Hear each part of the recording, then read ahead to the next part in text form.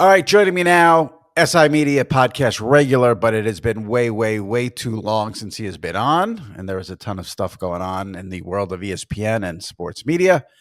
So, perfect time to check in with our good friend, James Andrew Miller. Jim, how are you? Good. Nice to see you, Jimmy. Always nice to see you. And I said this to you off the air. I screwed up by not having you on when SNL was doing all the 50th anniversary stuff. So, we'll talk about that towards the end because I do think there's a lot there. But let's get into some media business. It's been a story that is sort of come and gone that I'm really interested in regarding ESPN. They were in talks to purchase NFL Media, which includes the Red Zone and NFL Network. Then it sort of died down. And then I guess a month ago, 6 weeks ago, the talks are back on. And now it looks like it's definitely going to happen. Can you share any insight on, do you think that will happen? Do you think ESPN will acquire NFL Media? I mean, it's certainly looking that way, and there's been a lot of discussion. I mean, this is an architecture question, right? I mean, how do you actually combine these entities, and what's ESPN's value for the NFL? But the fact is that ever since Jimmy came on board, Jimmy Pitaro, there has been an effort to make sure that ESPN and the NFL are as close as they can be. And it's paid off for them in myriad ways, particularly with a better schedule and a great package. And they're continuing to go down that route. I mean, I don't think there's anybody in the sports media landscape who's really thinking that the NFL is waning and that the, It is amazing. Its future is grim. Right. They have no money to keep the NFL Network running. Right. So I think that it's just a question of what can ESPN bring to the table and how can they organize it so the owners continue to benefit. Do you know, I mean, the deal's not even done yet, but I'm fascinated by ESPN acquiring the NFL Network. What would they do with it? What do you think they want to do with it? What could they do with it? So, I mean, look, ESPN has a ton of shoulder programming about the NFL, right? I mean, years and years ago, the season was the season. And then there was like a lead up to the draft, maybe a week or two. The NFL is a 52-week proposition for ESPN, without a doubt. And so you start to think, if you have the NFL Network, how much of that original programming can you either put over there, or maybe you look at the cable universe now and you think, does it still warrant its existence the way it's configured right now? Maybe it doesn't.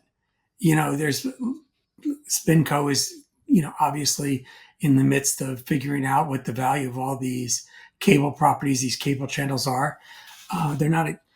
Cable channels are not expanding like they were 15 years ago for obvious reasons.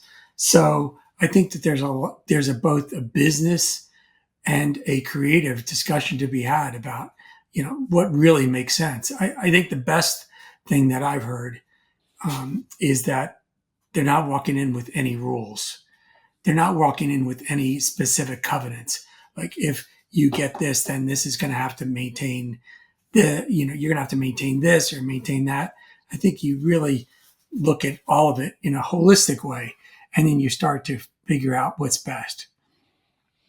And I guess all that talent at the NFL Network just becomes ESPN talent. And then if ESPN doesn't want, contracts are obviously a factor in all this, but I'm thinking about the talent there at NFL Network and what happens to them when this deal goes through. Rich Eisen coming back to the mothership. Yeah, exactly. You have things like that. There's a lot of ways to use NFL Network talent within the ESPN ecosystem.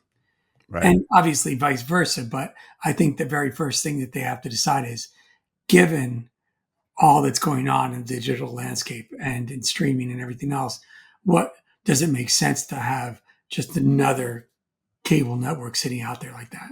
Yeah. Well, so do you think this sort of ties into the other story that's going on with us getting closer and closer to the launch of ESPN's direct-to-consumer product, which is supposed to launch in the fall? And when anyone ever says quote unquote fall in the sports world, it means when football starts. That's when the sports calendar year starts. So obviously, if ESPN is aiming for direct to consumer to launch in the fall, they mean before the NFL season. Um, could you see the NFL? Could you see a scenario where the NFL Network gets purchased by ESPN, no longer offered on cable, and just offered on the direct to consumer Why product? not? Yeah, Why not? I mean, look, I think that the key to flagship and this whole D2C effort for ESPN is keeping expectations low, because when they first started to talk about it, it was such a radical idea for their business that they thought that it was going to be a radical idea for the consumer, but it may not be. We have so many different options. We have so many different subscriptions. We have a lot of price sensitivity amongst the consumer base. So I'm not so sure that they want to go plant a flag that says this is going to be an absolute game changer, both from a content point of view and a consumer experience point of view. But obviously, they're spending a lot of money and a lot of effort to go D2C. And if they have an asset like the NFL Network and some of its programming, you'd think that they would want to migrate some of it over there, without a doubt. yeah. Part And of the plus, the NFL. calculation. I'm sorry. Go ahead. No, it's just part of the calculation that needs to be made. Yeah, and plus, the NFL Network airs games late in the season. So it'll be interesting to see what happens with that package of games. Will that just go to ESPN? Will it still be an NFL Network only deal on a streaming service? Would they use Buck and Aikman on those games? I mean, there is a lot to unpack with that whole situation. Not to Or do mention, those games now become? I mean, do those games still remain with ESPN, or do they go now up for bid? You know, the NFL would probably love to put them up for bid if the well, purchase that's changes. obviously part of the calculation that's being made now, because just look at what NBC and Netflix have paid for single playoff games or Christmas playoff games or whatever. It's gone sky high. And Yeah, so we're not going to see a situation where NFL networks are just folded into this deal without a premium or without right. at least a separate cost structure. There's just no way. Yep, absolutely. It'll be interesting to see, though. And then I know the people listening to this podcast because I know what my listeners and my readers are into and care about. And I know everyone what they care about more than anything when it comes to the football world is red zone. That would be part of this sale. How do you think that would what you think there'd be massive changes to red zone? They'd keep it that way. You'd have it's funny, Tony Reale with around the horn ending was on this. No, he didn't come on the podcast. I spoke to him over the phone, and he had said he would have loved to have gotten a gig like Red Zone. Obviously, Scott Hansen is still there, but if ESPN purchases, I don't know if ESPN has the power to do what they want with it. But Red Zone, NFL fans care about Red Zone way more than NFL Network. I'm curious what you could see happening with Red Zone. I mean, look, it's obviously one of the most attractive elements of the whole thing, right? I mean, it's genius. It's popular. It's going to be a part of the NFL landscape forever. I mean, I can't imagine it ever going away. So that's a pretty big, when you look inside the world of what NFL media, NFL network is, you immediately start to think about Red Zone. And so you think about the two things we just mentioned, Red Zone and the NFL network games. Yeah, Those are the leaders in the clubhouse, man. And so whether or not they're going to be able to control that, whether that's going to be part of the deal, I mean, for all we know, there could be such a high price for Red Zone that there gets a deal announced that ESPN's purchasing NFL media and Red Zone's not included. Red Zone's going to make a separate deal with, you know, a distributor or a streamer or something like that. Who knows? But we're talking about really expensive items here, and absolutely.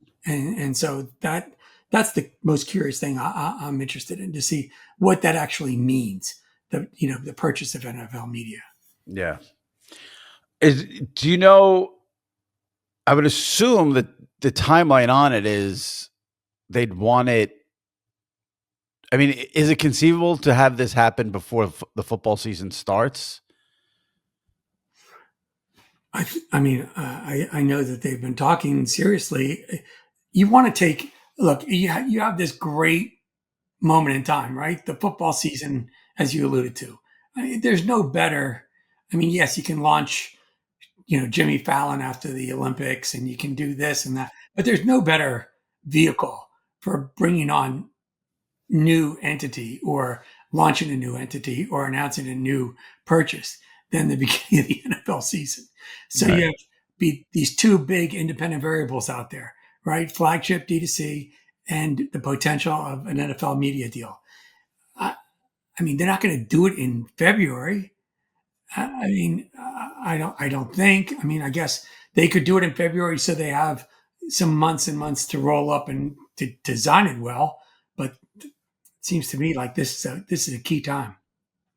Interestingly enough, too, we're taping this here. It's NFL Draft Week, and the NFL Draft currently airs on ESPN and NFL Network. So I would assume if that deal happens, the NFL would love then to be able to sell the NFL Draft to another outlet or entity. Obviously, streaming would be the winner there. I would assume.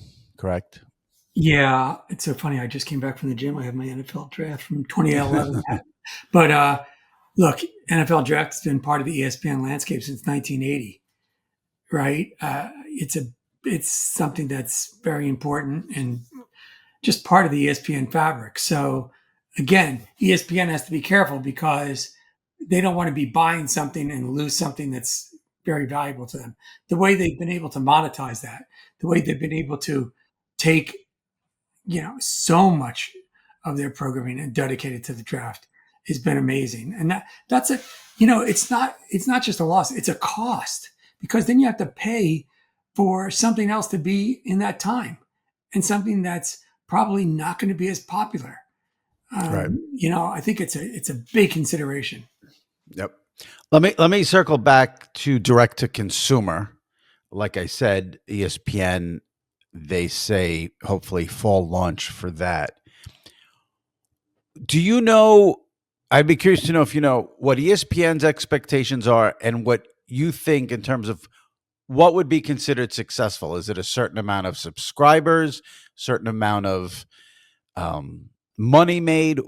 How will we judge the success of direct to consumer? I would assume it's just strictly how many subscribers it ends up getting, right? Well, it depends on what the cost structure is, right? What the price is, Do you have because any insight on what it'll be? I mean, look, they're fooling around. I think we are going to be um, pleasantly surprised. I think this is Okay. going to be a more modest offering. 2 years ago, when they first started talking about it, I was worried that they were going to go really high, and I think that would have been a very difficult mountain to climb. Now, look, I could be wrong, but the economy has changed, and I think, like I just said before, the expectations have to be somewhat modest. And I think you want to build. I think you want to build from strength, and you want to get as many people signing up at the beginning, and then you do what Netflix and everybody else has done: is you have these increment. All of a sudden, you look at your bill and you think, "Wait, Yeah. I'm paying that much for Netflix? I thought It is amazing. It I, is amazing. but you got to get them in In. first. Yeah. And people said, oh, well, they're going to charge $50 a month, like $50 a month. I mean, I don't see it. I don't see You it think either. more like 20 to 30? I would think so, particularly given the fact that here's the weird thing. Very few people are going to stop doing what they're doing. I mean, ESPN's gone from 99.5 million homes to less than 70 million homes. So those people who have already jettisoned their cable package, they're fine without it.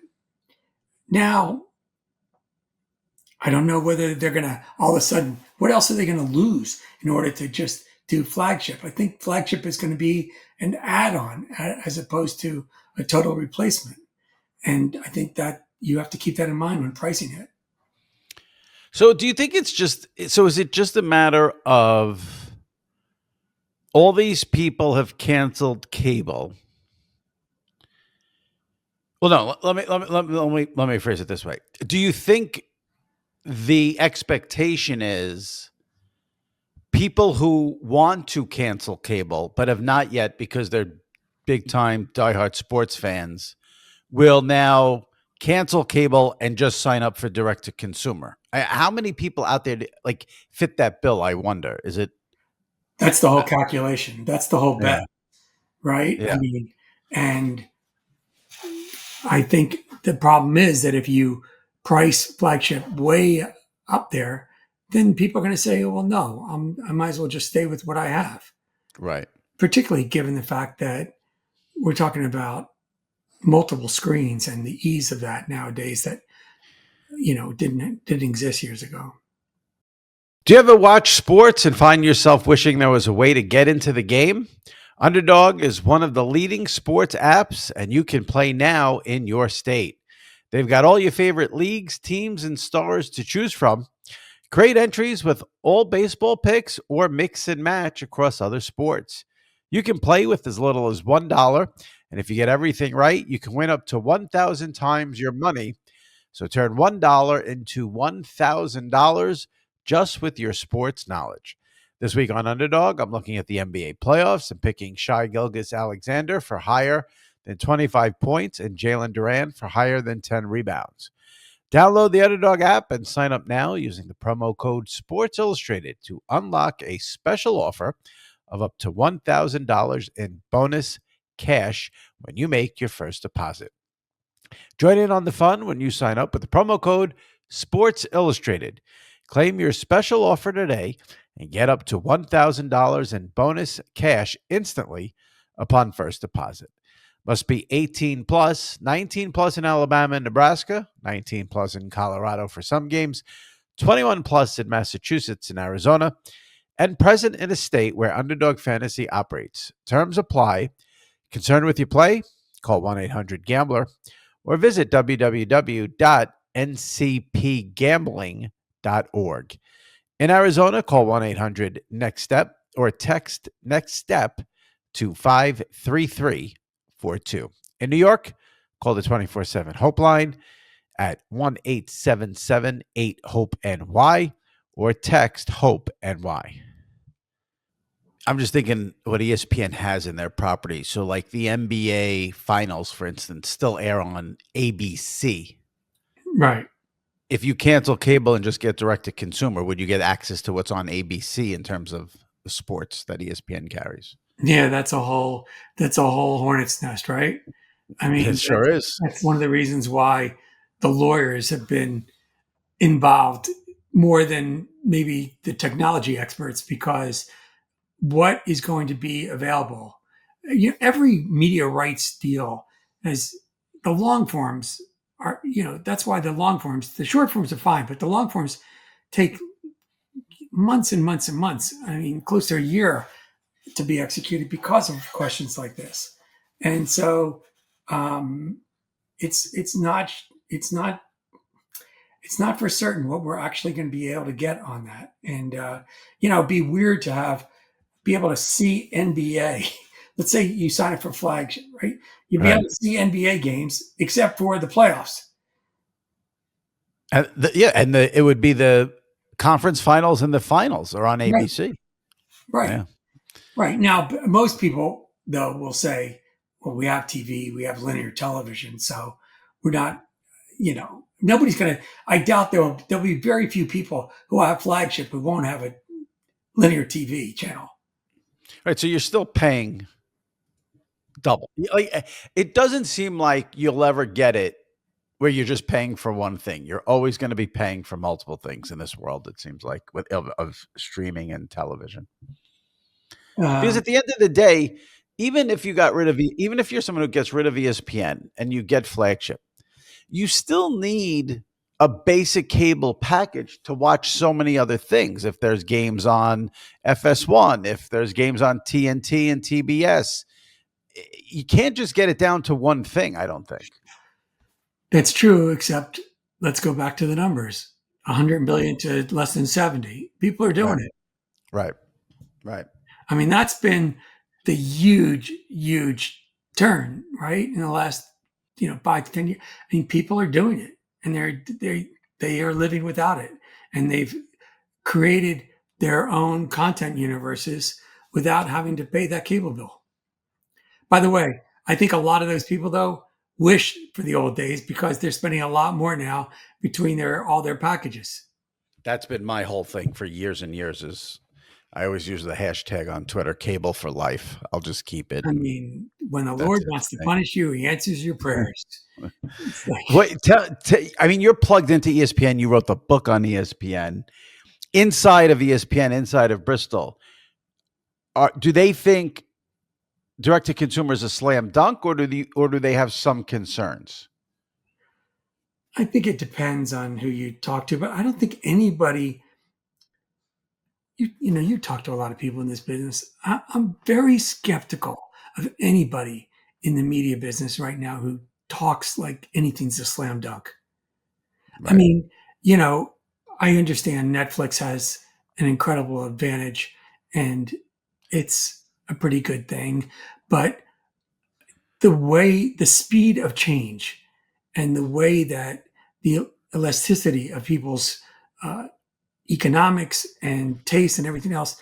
I mean, yes, the NFL is the last guarantee, but surrounding that, there's a lot of questions, and we're not on terra firma. And so I think one of the things that I've seen with people at ESPN, which is welcome, is there's not that arrogance and there's not that kind of like we're the only one in town that happened for so many years, right? I mean, at the beginning of ESPN, everybody stepped on them and they were nothing, and they were like this little ragtag outfit in Connecticut.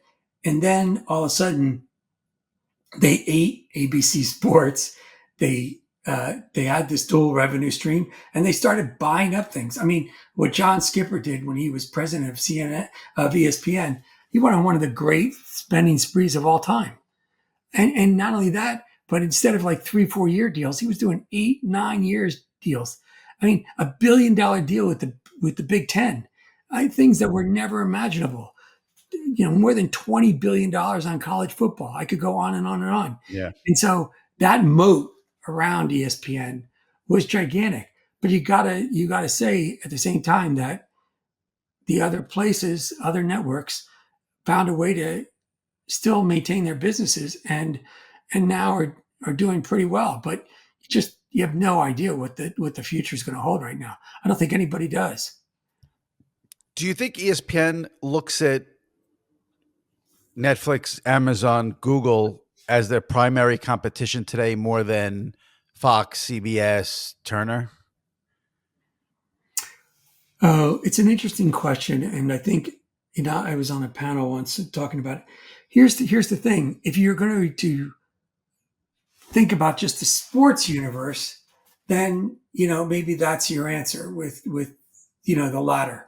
But I think one of the things that people and certain people who are studying this at ESPN, it's all about attention. It's so let's just say that you have 4 hours after you get home from work or whatever, you're going to have 4 or 5 hours that you're going to spend in front of a screen. It's it's not necessarily the case that you're going to want to spend that watching sports, even though you're a sports fan, Right.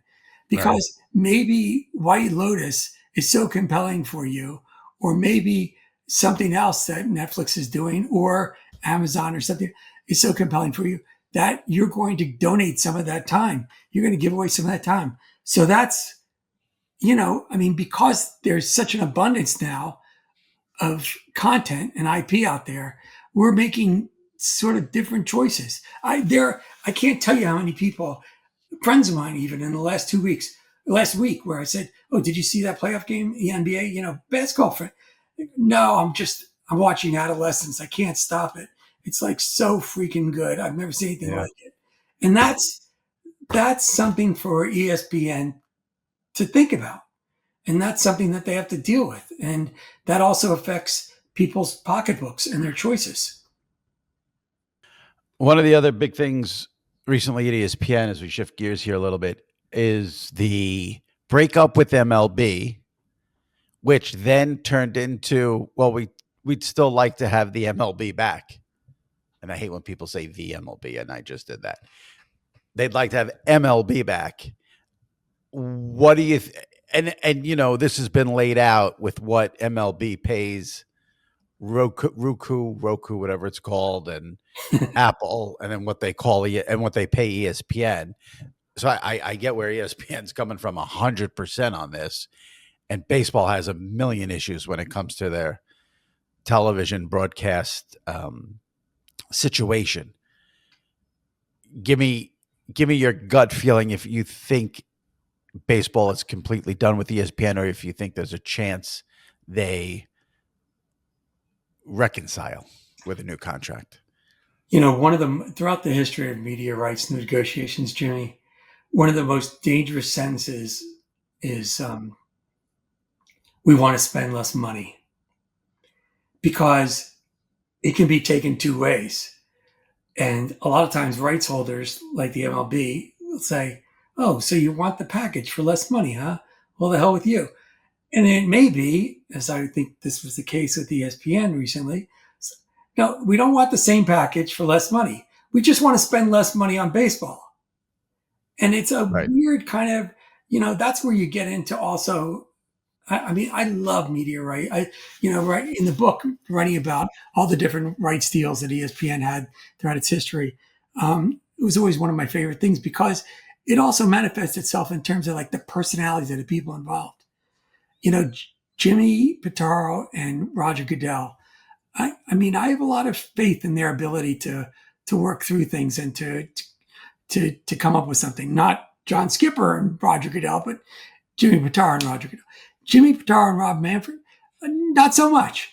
I think that they're, Right. All these things kind of come to play. Look, here's the deal. ESPN needs baseball. It cannot walk away from baseball, even if you're just thinking about data and highlights and everything else. ESPN needs to have even like an ancillary small deal with baseball, just as a given. I'm shocked to hear you say that. See, I think baseball needs ESPN more than ESPN needs baseball. Well, I'm not saying that baseball doesn't need ESPN. I'm Right. just saying, first and foremost, these people think that ESPN is walking away from baseball and doesn't want baseball anymore. I think it's ridiculous. Right. It's a long season. It's one of the cornerstones. They need it, and I think they want it. The question to me is obviously to what degree and at what cost. Mhm. But I think that the primary, if you look back at the original kind of narrative when we entered into this, was ESPN wanting to spend less on baseball. It wasn't less on that package. It's just, remember back in the late 80s, ESPN walked away from an MLB deal and then wound up re-signing a new deal just at a lesser cost because of the way baseball was positioned then. The thing that I'm most interested in, to tell you the truth, Jimmy, is Mhm. what is MLB going to do? Because I'm sure like Fox might be saying to them, "Hey, let's re-up now. Let's get in there and let's grab a new package, before things are." But that means that MLB will be going to market. Things won't be all aligned. So if they do that with Fox, they're going to be going to market for more packages without the World Series, without some of the stuff that Fox is going to want to have in their package. So will MLB have the discipline to hold out and then go wide with everything? That will Well, it be, is. I mean, like I said, baseball is a mess in all this because they need to get some sort of a legitimate streaming package going. What they have with Apple is nonsense. Um, the local thing is a mess in baseball. I don't even follow it. The MLB's handling some teams. FanDuel's involved with some cable thing. You have yeah, the independents like Yes and SNY. People still can't watch games. There's blackouts all over. Um, it's really sad. it is. It really It's is. really sad. The destruction of the arts and universe and some of the, I mean, you have major cities where people have no idea where to watch their team. Right. And I think that that's awful. The Apple deal is the train wreck that it is only because there wasn't a better alternative that surfaced. I mean, Right. it's not like the MLB said, "Oh, let's let's get into this." So I'm not sure, but I think that that's one of the reasons why I hope the MLB holds back like the NFL does. I mean, sometimes there's like a little bit of a window difference between, like, for instance, ESPN and the others, but I hope they hold back and come up with a holistic plan. And there was that report from Andrew Marchand recently that MLB is looking to maybe sell off MLB.TV. And when I saw that, I said that would be the perfect thing for ESPN to get involved with. It just depends on the cost. Yeah. It just depends on the cost. But I think that one of the things that, remember when NFL Network and MLB TV and NBA TV, like those things were like the biggest things in the world when they launched. And now it's like, what's the point? Yeah. And so that's why you have to evaluate how much they're really worth. And go along the lines of it all being said, I think the MLB Network is excellent. I think the MLB Network does a great job with their shows, with their highlights. I love the live, they do like a red zone version during the week. The NFL Network is a little too, what's the word I'm looking for? In the bag, I guess. You're never gonna. MLB is I don't.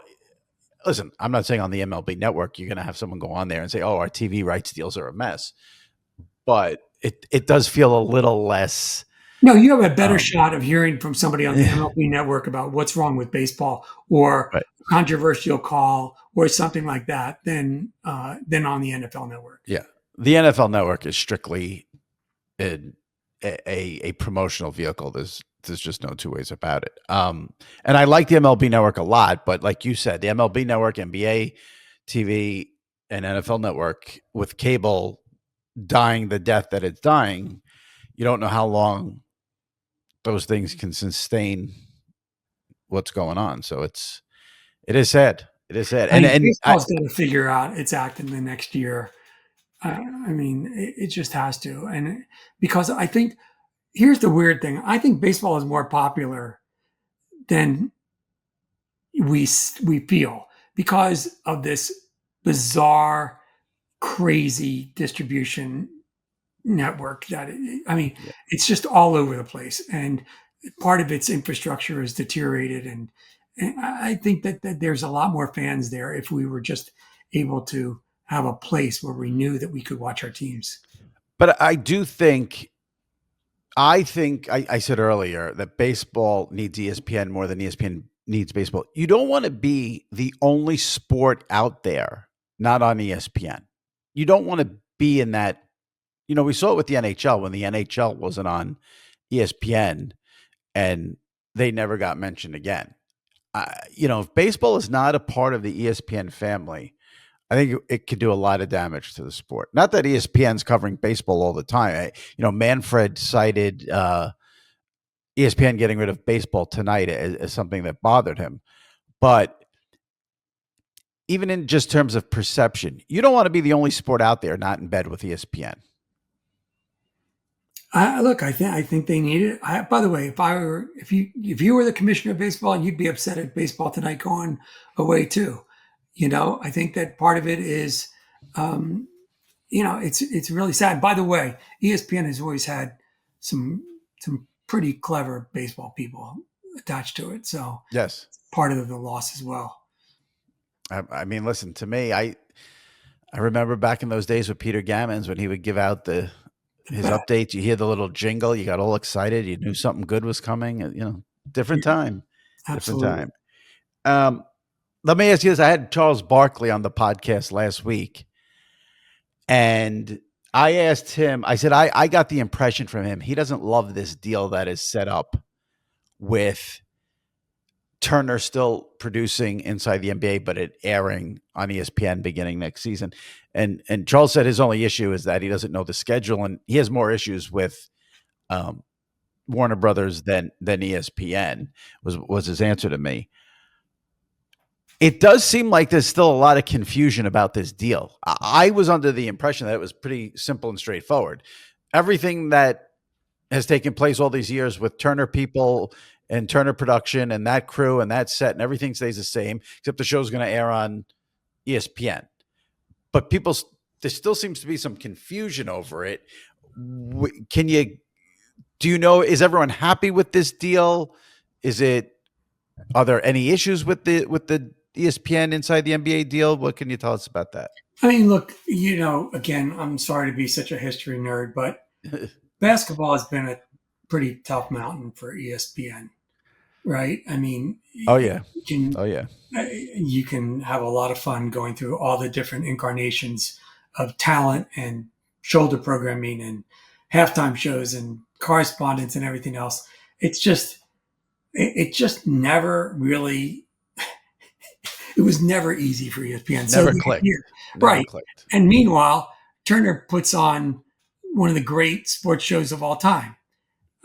Right? I mean, Absolutely. it's a thing of beauty. And so the idea, if I'm ESPN, is like, wait a second, we get to put that on our air and we don't have to figure out how to do it. And we don't have to worry about signing those people or whatever. I mean, that's that's a grand slam. But obviously, when you have two big entities involved, there's going to be some. I mean, I listened to what Charles doing. It's interesting. I mean, he would know best. It just goes to show that the people who did that Turner show for all those years were so incredibly impressive, both in terms of Yes. keeping talent happy, making the program as sharp as it was, figuring out new ways to entertain us and yet keep the sport focused. It's a marvel. It's museum broadcasting worthy, and ESPN was able to do it with College Game Day, and they were able to do it in different ways, but they've never been able to do it with basketball. So I just hope that Charles stays happy because we don't want to lose this. Right. Right. Absolutely. It is amazing. I mean, fans out there seem very confused by the deal too. Like people think Stephen A is going to be on that show. People think ESPN people are going to be on that show. It's like, it's not the way it's supposed to be set up, but I guess if you're not in this media world, it's not a priority for you to figure out how it's going to work. Part of the job of those people who go to those offices and get paid a nice chunk of money is to explain that. Right. It's just to create clarity and do it through branding and do it through a lot of promotion and make sure that there is, not a lot of gray area. And so I think that, look, it's just relatively new, but I think people have to do that. People are going to always, given the nature of Stephen A's deal, people are going to think that, he's going to wind up greeting people at Disney World, but the truth is that's not the case. And I don't think people should leap to assumptions. Speaking of the Stephen A deal, was the amount he signed for a surprise to you at all? Did you think there was any chance he would leave, or what happened is what you expected to happen? Well, look, I mean, first of all, you don't want to bet against Mark Shapiro, who he doesn't handle a lot of people, but he handles Rachel Maddow and he handles Stephen A. Smith, and I think he knows how to do a deal. And I think that deal, the architecture of that deal, is perfect for everyone because ultimately, what it means is that ESPN gets Stephen A. for the tonnage that they need. Right? I mean, he delivers a lot of eyeballs over a lot of hours, and then because he's not exclusive, he gets to earn more money, right, elsewhere in whatever other endeavors he wants to do. Back when people were talking about, well, it has to be 25 or whatever. I mean, look, that was a number that I don't think ESPN was going to do, but the fact that they were able to craft this kind of arrangement is perfect. I mean, I don't know if you saw it, but what was it? Week before last on This Week, which is a venerable news show, right? I mean, start with David Brinkley, all the senators and politicians go on there. At the lower third was exclusive Stephen A. I mean, he's been able Yeah. to take himself and his brand into a different area, and if he can get more money for that on the side, that helps everyone. Do you think the higher ups at ESPN like this presidential thing, or do you think they wish he would put a bag in it? Oh, I don't think they care, and I'm not sure that they're taking it that seriously. I'm not sure Stephen A. is taking it that seriously. Right, right. I mean, there have been people who have said, no, he's not going to run. He's not going to run. He's not going to run. But I think ESPN is focused on what he does for them and when he does it. Yeah. McAfee's been there a while now, and there's still talk about like, why would ESPN get in bed with McAfee, or McAfee's bringing down ESPN? That there's still some of that there. How do you think? And ESPN has been consistent in that they love their partnership with Pat. And there were a lot of rumblings that people at ESPN didn't love the partnership with Pat. Do you think that's died down? Do you think people there are still maybe frustrated that Pat gets to do whatever he wants? Well, A year, it certainly died down since Norby left. right? But I think, look, anytime we talk about this, we have to start with reminding everybody that Pat is not an ESPN employee. Right. It's a different kind of arrangement. And so they've gone into business with Pat, and they've gone into business with Pat because things like YouTube and things off of ESPN cable are important to them. And as far as they're concerned, he's delivering. And so, look, when Skipper made the deal with Barstool, Mm-hmm. that lasted, I think, a week because it was such a train wreck, and that was inextricably linked to the ESPN brand, and just he wasn't going to do it. But now I think people understand that ESPN's in business with Pat, but he's got his own freedom. And by the way, I think that's a great value proposition because when I'm watching Pat, I know he doesn't have to have any guardrails. I Mm. mean, he has his own guardrails, but he can say what he really wants to say. And it's not going to be that he's going to get disciplined. I mean, think of all the fun times that we went through with Tony Kornheiser says something bad about Hannah Storm, or Right, right, says, okay, you're off the air for 2 weeks. Well, maybe you'll right. get paid, maybe you won't get paid. All that bullshit that we had to go through for many years. I like the Yeah, idea that we're watching the unvarnished Pat. And for yeah, people who love Pat, they don't want to worry about and whether he's thinking, can I say this or not? I think it's a great arrangement. And to the degree that if Pat ever says something that really touches the third rail for ESPN, they don't have to air it. right, That's right. all. But Well, there was a whole big hullabaloo this week because Paul Heyman of the WWE went on there Monday and referenced the Shannon Sharpe sexual assault and battery lawsuit, obviously on ESPN, and it makes you to a whoa, you're like, oh, and I think what threw everyone off there too. Even Pat did look thrown off, but you can't throw off Pat McAfee. That threw him off, I think, even just a little bit because the lawsuit had come out publicly in the morning, and the Heyman thing was at like 1 in the afternoon. So I'm sure most people didn't think Paul Heyman probably even knew about it, but he knew about it and brought it up on ESPN's air. And there's the one time Pat looked like, okay, maybe let's not do that. I don't know what Pat was thinking, but it certainly was a curveball. But once again, you're sitting there thinking, okay, if I watch Pat, I'm going to get 360 degrees of whatever is going on that day. Right. There's not going to Right. be like somebody's going to say no because the bosses at ESPN may not like it. Yeah. I don't want to get into the Shannon Sharpe thing for a couple of reasons, mainly because the story's going to keep changing, or maybe not change, but we're going to find out more and more. It's got to play out. It's like I said, it came out Monday morning. We're taping this Wednesday afternoon. I do the one aspect of it is, ESPN's in a tough spot here. Initially, they didn't comment. They said he's going to continue on First Take. He did First Take Monday and Tuesday, but then Tuesday, the alleged voicemail came out of him saying he was going to choke her. So ESPN is in a really tough spot here. Can they just say we've got to wait for an we're doing an investigation. We've got to wait for this to play out, or can they? No matter what they do, if they pull them from the air, they'll probably get ripped too. Would you say they're in an impossible situation, or is there a solution here 2 days into it?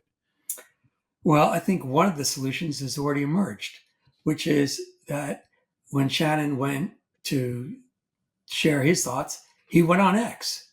He didn't do it on ESPN Air. And that is, as far as I'm concerned, that's the headline right now, which is that there are other outlets and there are other ways for Shannon to discuss this and to defend himself or whatever he wants to do outside of ESPN Air. I'd be very, we didn't see Shannon on ESPN Air yesterday getting into this because I don't think ESPN doesn't want that.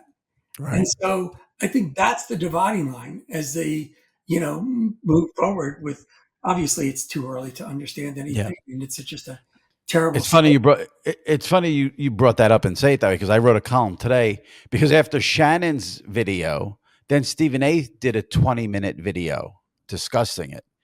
And I wrote a column today, and the point of it was like, whatever happened to no comment, or I'm not going to say anything at this time, Stephen A needs to do a 20-minute video when there's still so much more that's probably going to come out. That seems a little excessive to me. But again, you made the point. Not doing it on ESPN, he's doing it on his own platform. So I guess, I mean, look, at the end of the day, first and foremost, ESPN has to think about what's going on their air. And so I think that as difficult as this week has been for everybody, the fact that Shannon was on X and doing other things outside of ESPN is probably, a blessing for ESPN. right. The way that they want it. Yeah. All right. Let me, I hate to end it on there, so we're not going to end it on there. Let me get into some non-ESPN stuff. I want to talk about the SNL 50th and one other thing here about HBO. You attended? Did you attend? So they had the SNL 50th on that Sunday, and then on the Friday they had the musical concert, I guess you could call it, at Radio City. Did you attend that as well? I was there Friday. I personally don't believe I would deserve to be there Sunday. I mean, Sunday there was a couple hundred people. I mean, several hundred people. That's just am I really? I mean, even if I was invited, the Jew in me would probably feel guilty because there's a lot more people more deserving to be in that Studio 8H than me. So you were not there Sunday? No, I was not there. Oh, okay. I thought you deserve to be there because, like I said, that ESPN, that SNL book is my favorite. I actually, I know there was a lot of criticism of the 50th on Sunday. I enjoyed it, but I have to say, I thought the Friday was actually way better than the Sunday. I thought what they did on Friday was, it really was. Friday was exhilarating, and I swear to God, you're there at Radio City, and I mean, the whole world. I mean, everybody but the Pope and Lassie. I mean, like it was incredible. And you think about the fact that what Lauren and SNL has been able to do in our culture, that politics, sports, music, entertainment. I mean, everybody from all those different fields were there, and it also was a terrific show. It was well produced. It was, I mean, people, sometimes when you're walking up the aisle afterwards and you go to the after party and you think, people say, well, yeah, but people were really into it. It was terrific. And it's funny. We spend so much time on this podcast at the beginning talking about streaming. And as someone who, I guess maybe because I'm in this for a living, I couldn't help. All I could think about, in addition to how good this was the decision that that Friday concert was Peacock only. They never put it on NBC. Hey, what did Steve Bornstein do with UNC and Duke when Right. ESPN2 Yeah. started? I mean, you gotta figure out those moments where you're willing to roll the dice and possibly piss people off, but also at the same time give as much support to. I mean, they did that with an NFL game as well. Yep. Yep. You got this thing called Peacock. What are you going to do? How are you going to prove that you're committed to it? And how are you going to give it as much advantage as possible? I just know though that if you go through the streaming services, Peacock is not numbers wise, subscriber wise, not like a Netflix, a Prime, etc. So I kept thinking about so many people who don't have access to this concert, which is one of the best things I've seen on TV in my life. It was so good. Yeah, but Like, all they have to do is like pick up their phone and subscribe, and right. even if they want to And cancel, pay. yeah. But there's also a free tier. I mean, I think there's ways to do it. Remember, it's not like when, again, not to make us dinosaurs, but when we would cancel HBO, you had to have the cable guy come out and disconnect it. Right. Like that's part of the Right. problem with all these streaming services are have so much churn because people can just come and go. Well, if anyone out there listening has Peacock and did not watch the concert, the SNL 50th concert, highly recommend it. Now, and on the 50th show, I watched it. I enjoyed it. Did I think it was great? No. Did I think it was bad? No. I enjoyed it. I thought it was good. And then you see the reaction on social media, and I just realized like Lauren is that's an impossible. You're not going to please everyone there. No one's going to. It's almost an impossible show to do to get everyone to sign off that it was a good show. Too many people on too many different things. It seems like. Yeah, I mean, just look the challenge of you have to fit everybody in. Although I was really upset that Bill Hader wasn't there, but you have to fit everybody in, and also remember, unlike SNL shows, you don't have a dress rehearsal. You're flying by blind. I Right. mean, the dress rehearsal is so instructive because you're hearing what's going on, what works, and you can see cuts and you can do sorts of things. You So don't have that advantage there was no dress rehearsal for the 50th. with an audience. You know what I Right. mean? Like, yeah, Okay, I got you. I got you. Because I kept like seeing Meryl Streep continually break. I was like, she's supposedly the greatest living actress, and she kept breaking, which I thought was interesting. But which maybe I she thought didn't have. was even better. Although, Right. look, Kate McKinnon in that character can make anybody break. I mean, that's just Yeah. So do Um, we know why Bill Hader wasn't there? I know Carvey was sick. Carvey was sick, but Yeah. Bill, I don't know. Oh, there's issues. Okay. I don't I know. I mean, I Carvey just was who I missed the most. Um, he was so and I great. He was great with Bill Maher when he went on afterwards. yes, yes. The only misstep I thought they had, and I don't even know if I'd characterize it as a misstep, but they had the sketch. I don't know if it might have been the last sketch of the night, or it was towards the end with Eddie Murphy, Will Ferrell, Sudeikis, Keenan Thompson.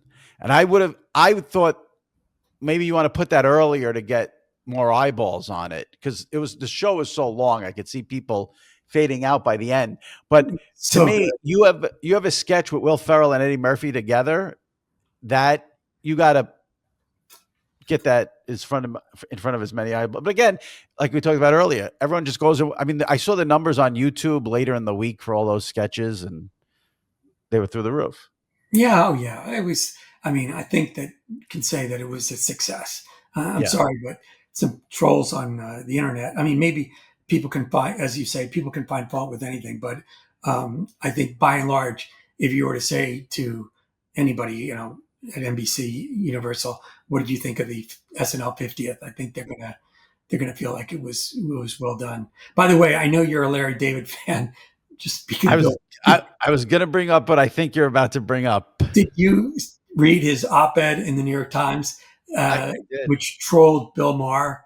I I mean, did. And I thought how oh, perfect that I'm going to have Jim Miller on, who wrote the book on HBO, while we have HBO on HBO Crime. Because if you don't know, obviously Bill Maher a couple of weeks ago on his show gave a whole recap of his dinner with Donald Trump. And then in the Times, was it Sunday or Monday? Monday, Tuesday, maybe even. Monday, Monday. Larry David wrote a satirical article, My Dinner with Adolf. And I know right away people are going to flip out and say, don't compare Trump to Hitler. But you have to read the piece to sort of get the gist of it, is what Jim is bringing up It there. was so good, so deftly done. I just, when I saw it, I said, this is like obviously Curb is done, but you would think Larry might have some sort of ties or affiliation with HBO, but that's Larry. That's not gonna stop him from HBO on Well, HBO first of Prime. all, I don't think he was taken on HBO. I think he was taken on Bill, and you know, Fair. That's that fair. I don't think he thought it as being disloyal. Although, let's face it, if Larry felt like he had to say something about HBO, I mean, there are little tweaks at HBO throughout Curb's years, and there were tweaks in Seinfeld against NBC, and I mean, he's an equal opportunity offender. I don't think that we should think about his attitude towards HBO with that. The fact that he took Bill on like that, though, was was pretty amazing. I have to say, all I could think about was, I hope this leads to Larry on Real Time, although I doubt Larry would do that. Especially, I mean, the only time we ever saw Larry do any TV is when he had to plug a new season of Curb. So I don't think he's going to willingly go on Mars' show, but I can always dream. Do you think Bill would have him now? Absolutely. I mean, the one thing you can say about Bill Maher is he pretty much has anyone on. I mean, he had Steve Bannon on 2 weeks ago. I don't. It would be a terrible against him. Like, I don't think he's going to have Keith Olbermann on after everything Keith says about him now. Although Keith used to be on Real Time. I think it would be a terrible look for Bill if he didn't have Larry on. If Larry was up to coming on. Yeah, it would be. Listen, I would love it not to be part of the panel, but to be the first guest on, for them the two of them to really talk about it. I mean, Bill did something with Trump in 2017 as well. When he got together, people forgot that he spent some time with Trump in the first term and talked about it. I did not know that. Listen, I think Larry should go on and they should discuss it and see what happens. They don't have to agree. They can have a conversation about it. I would watch in a minute. Oh, wouldn't? Are you working on anything these days? What do we got going on? I'm writing. And can you give us the topic of the next project? Nah, it's not. I've always bothered you for a Howard Stern book.